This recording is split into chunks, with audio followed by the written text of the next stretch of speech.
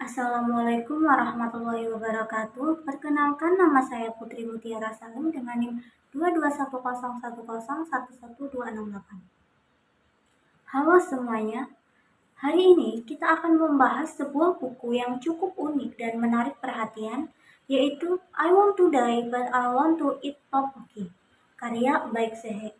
Dari judulnya saja, buku ini sudah berhasil memancing rasa penasaran, bukan? Jadi, mari kita bahas lebih dalam tentang isi dan pesan dari buku ini. I Want to Die But I Want to Eat Tteokbokki. Judulnya memang seperti curhatan tengah malam di media sosial ya. Tapi percayalah, ini lebih dari sekedar itu. Siapa di sini yang pernah merasa stres tapi langsung ceria begitu makan camilan favorit? Nah, ini adalah salah satu alasan kenapa buku ini terasa begitu dekat dengan kita semua. Buku ini adalah sebuah memoir yang sangat personal. Isinya berupa transkrip percakapan antara Baek Se-hye, penulis dari buku ini, dengan psikiaternya.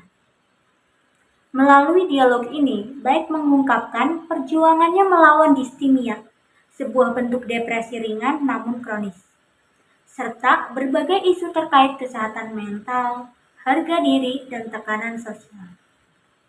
Judulnya yang unik mencerminkan dualitas perasaan yang dialami penulis. Keinginan untuk mengakhiri hidup di satu sisi, namun tetap ingin menikmati hal-hal sederhana seperti tteokbokki di sisi lain. Saya jadi teringat satu sesi dalam buku ini yang sangat menggugah.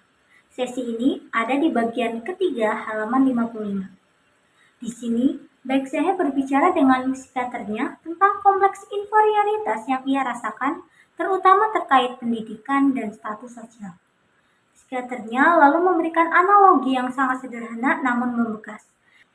Ia berkata, when you feel like someone seems superior to you, try applying those standards to someone with different circumstances.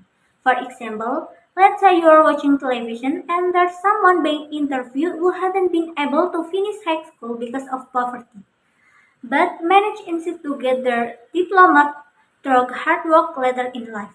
By the standard you're applying to the other superior person, the interview qualification shall be developed. Contoh yang diberikan adalah tentang seseorang yang berhasil menyelesaikan pendidikan meskipun menghadapi kemiskinan. Dari sudut pandang itu, standar yang kita gunakan untuk membandingkan diri kita dengan orang lain seringkali bias. Teman-teman, ini mengajarkan kita pelajaran penting. Kita cenderung memberikan kelonggaran kepada orang lain, tetapi sangat keras terhadap diri sendiri. Mengapa kita tidak bisa memberikan belas kasih yang sama kepada diri kita sendiri? Psikiaternya lalu bertanya, it's a question of whether everything you ever want was ever what you really want in the first place. Pernyataan ini benar-benar membuat saya berpikir, dan mungkin kalian juga, tentang apa sebenarnya yang kita kejar dalam hidup. Mungkin kalian pernah merasa seperti Baek, bukan? Saya sendiri juga pernah. Seperti saat merasa gagal karena orang lain terlihat begitu sukses di media sosial, sementara kita hanya menikmati mie instan di rumah. Tapi, mungkin mie instan itu adalah versi tteokbokki kita sendiri. Sesuatu yang sederhana tapi membawa kebahagiaan. Setelah psikiaternya menanyakan hal tersebut, Baek akhirnya mengakui bahwa belajar menulis kreatif adalah momen di mana ia benar-benar merasa puas. Baek berkata, but I'm really happy to have studied creative thing. Psikiaternya pun merespon dengan bijak. That's exactly it. What matter isn't what people say, but what you like and find joy in. Yang penting bukan apa yang orang lain katakan, tetapi apa yang kamu sukai dan temukan kebahagiaan di dalamnya. Teman-teman, selain bagian sesi ini, ada juga sesi lain yang sangat saya sukai. Dialog ini ada di halaman 57. Di sini, psikiaternya meminta Baek membayangkan bagaimana versi dirinya yang lebih muda akan melihatnya saat ini. Psikiaternya berkata, imagine how your 20-year-old self will view you today. Wouldn't she think something like, wow, look at me.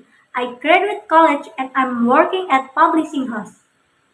Teman-teman, coba pikirkan sejenak. Jika diri kita yang lebih muda melihat kita sekarang, apa yang akan mereka rasakan? Bangga? Terharu? Atau mungkin mereka akan berkata, wah, ternyata aku bisa sejauh ini ya. Ini adalah pengingat yang indah untuk kita semua. Seringkali kita terlalu sibuk membandingkan diri dengan orang lain hingga melupakan perjalanan panjang yang telah kita lalui. Jika kita berhenti sejenak dan melihat diri kita dari perspektif masa lalu, kita mungkin akan menyadari bahwa kita telah mencapai lebih dari yang pernah kita bayangkan. Dialog ini ditutup dengan pesan yang sangat indah. Don't compare yourself to the other people, compare yourself to your past self.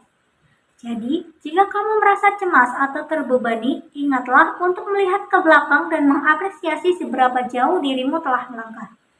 Di halaman terakhir dari bagian ketiga ini, Becksehe menghadirkan sebuah refleksi yang sangat menyentuh. Ia berbicara langsung kepada dirinya yang lebih muda, seseorang yang saat itu penuh dengan kecemasan dan terjebak dalam perjuangan berat. Pesan utamanya begitu sederhana namun mendalam. Kamu tidak perlu berusaha sekeras itu untuk menjadi sempurna. Baik mengenang masa-masa sulit ketika ia berusia 20 tahun, menjalani pekerjaan kecil yang melelahkan, merasa seperti tidak punya masa depan dan memandang hidupnya seperti film hitam putih yang suram. Meski saat itu hidup terasa berat, ia kini menyadari bahwa ada benih-benih harapan yang tak terlihat oleh dirinya yang lebih muda. Kini, di usianya yang lebih matang, Baik menyadari bahwa perjuangan itu telah membawanya ke tempat yang jauh lebih baik. Ia telah berhasil lulus dari universitas, bekerja di penerbitan impiannya, dan menjalani hidup yang ia nikmati. Semua pencapaian ini yang dulu terasa mustahil bagi dirinya yang berusia 20 tahun, kini menjadi kenyataan. Pesan utama dari bagian ketiga ini adalah pentingnya melepaskan diri dari pembandingan sosial dan tekanan eksternal, serta fokus pada hal-hal yang memberikan kebahagiaan sejati. Hidup bukan tentang memenuhi ekspektasi orang lain, tetapi tentang mengejar hal-hal yang membawa makna dan kepuasan pribadi. Ini juga mengingatkan kita untuk menghargai perjalanan hidup yang telah kita tempuh dan menyadari bahwa setiap langkah kecil adalah pencapaian besar. Dalam dunia kerja dan proses kita untuk mencapai karir, kita mungkin merasa tidak percaya diri karena belum mencapai posisi tertentu dibandingkan rekan-rekan seangkatan. Namun, dibandingkan fokus pada pencapaian orang lain, kita bisa mulai mengevaluasi seberapa jauh kita telah berkembang dalam keterampilan dan pengalaman. Misalnya, kita bisa bangga telah menyelesaikan proyek penting, memperbaiki hubungan kerja, atau mendapatkan kepercayaan dari tim.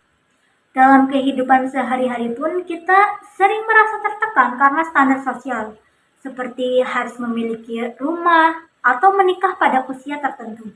Namun, kita dapat belajar menerima dan merayakan pencapaian kecil dalam hidup.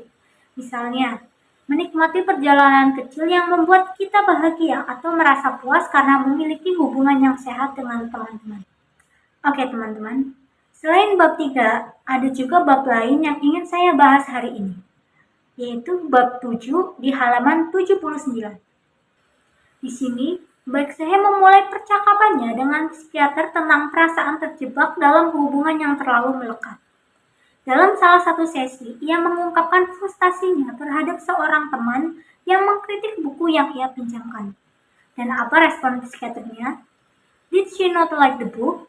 Langsung saja, saya membayangkan betapa chillnya, betapa tenangnya respon ini jika kita coba terapkan di kehidupan nyata.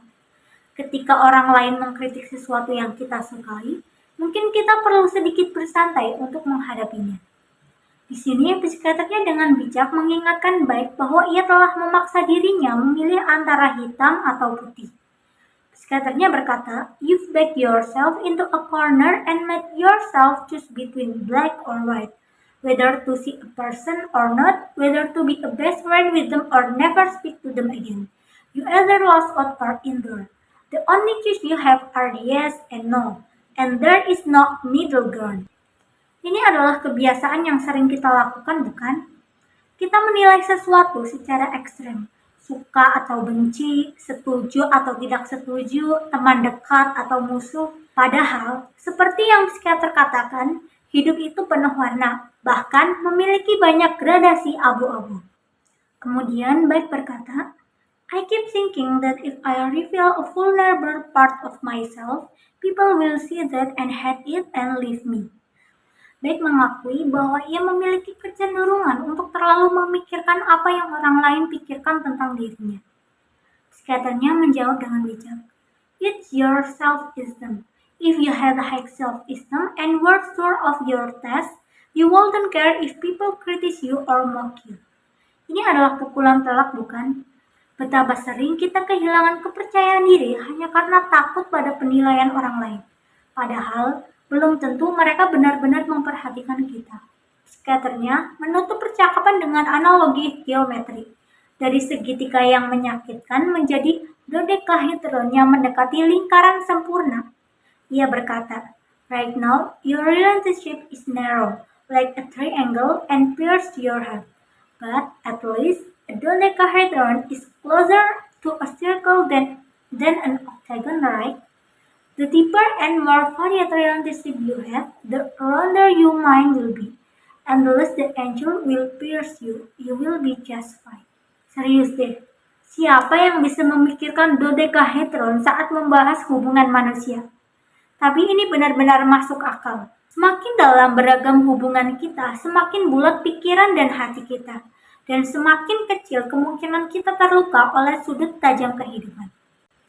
Sama seperti bagian ketiga, di halaman terakhir dari bagian ketujuh ini juga terdapat refleksi yang baik saya tuliskan dengan judul The Truth of Death and the Truth of Life.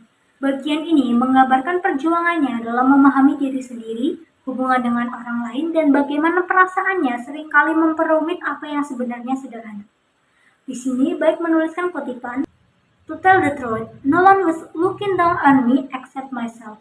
Sejujurnya, tidak ada yang melihat ke bawah pada saya kecuali saya sendiri. Kalimat ini seperti cermin bagi kita semua. Betapa seringnya kita merasa bahwa orang lain memandang rendah diri kita, padahal itu hanyalah asumsi yang kita buat sendiri. Baik menyadari bahwa rasa rendah diri dan pola pikir ekstremnya membuatnya memperbesar makna dari komentar temannya. Ia merespon dengan keras, bahkan memprovokasinya untuk mengakhiri hubungan itu. Tapi pada akhirnya, ia menyadari bahwa luka itu sebagian besar berasal dari dirinya sendiri, bukan orang lain. Ini mengajarkan kita bahwa banyak konflik yang kita alami sebenarnya bermula dari cara kita menafsirkan sesuatu, bukan dari kenyataan itu sendiri. Kadang musuh terbesar kita bukan orang lain, tapi pikiran kita sendiri.